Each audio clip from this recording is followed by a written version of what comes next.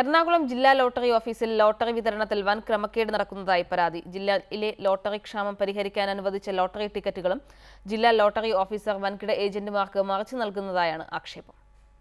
ജില്ലയിലെ ചെറുകിട ഏജന്റുമാർക്ക് മതിയായ ലോട്ടറി ലഭിക്കുന്നില്ലെന്ന പരാതിയെ തുടർന്ന് ലോട്ടറി ഡയറക്ടറേറ്റിൽ നിന്ന് 10 ലക്ഷം ലോട്ടറി അധികം അനുവദിച്ചതായി വ്യക്തമാക്കുന്ന ഉത്തരവാണിത്. ഏജന്റുമാരുടെ സീനിയോറിറ്റി അടക്കമുള്ളവ പരിശോധിച്ച് ഒരു ഏജന്റിന് 500 ടിക്കറ്റ് വരെ നൽകണമെന്ന് ഉത്തരവിൽ പറയുന്നു. എന്നാൽ ജില്ലാ ലോട്ടറി ഓഫീസിൽ നിന്നുള്ള ഈ പട്ടിക നോക്കുക.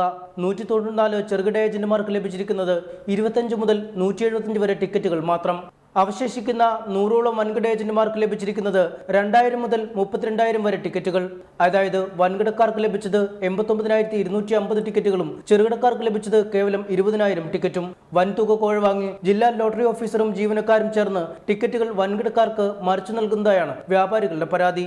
ഞങ്ങൾക്ക് ടിക്കറ്റ് നൽകി കഴിഞ്ഞേ കൊടുക്കാവുള്ളൂ. 3 ദിവസം വരെ ഞങ്ങളെ പോലുള്ള ചെറിയ ഏജന്റന്മാർക്ക് ടിക്കറ്റ് ഓഫീസിൽ വെച്ചേക്കണം. ഞങ്ങൾ വന്നില്ല എങ്കിൽ മാത്രം അടുത്ത ഏജൻസിക്ക് ടിക്കറ്റ് കൊടുക്കണം. അപ്പോൾ ഇവരങ്ങനെയല്ല. നമുക്കില്ല ഉള്ള ടിക്കറ്റും കൂടെ മൊത്ത കച്ചവടക്കാർക്ക് കൊടുത്ത് അതിൽ നിന്ന് കമ്മീഷൻ. സമാനമായ പരാതി ഉയർന്നതിനെ തുടർന്ന് ലോട്ടറി വകുപ്പിലെ പ്രധാന തസ്തികകളിൽ നിയമിക്കരുതെന്ന് വിജിലൻസ് ശുപാർശ ചെയ്തയാളെയാണ് ജില്ലാ ലോട്ടറി ഓഫീസറായി നിയമിച്ചതെന്നും ആക്ഷേപമുണ്ട്. സമ്മാനം അടിച്ച ടിക്കറ്റുകൾ മാറി നൽകുന്നതിനും ലോട്ടറി ഓഫീസ് കേന്ദ്രമാക്കി വൻ അഴിമതി നടക്കുന്നതായി കച്ചവടക്കാർ പറയുന്നു.